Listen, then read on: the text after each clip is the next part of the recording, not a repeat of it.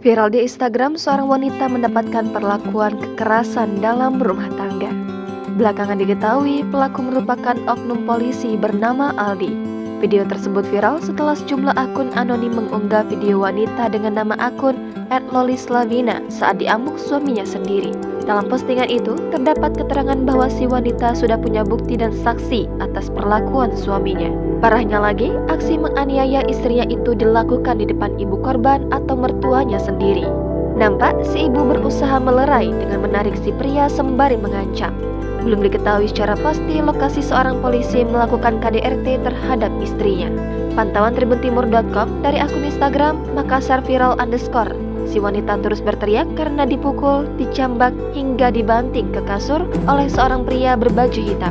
Wanita berambut panjang mengenakan baju daster motif yang diduga loli itu terlihat berusaha melepaskan diri namun tak sanggup melawan kuatnya tenaga si pria.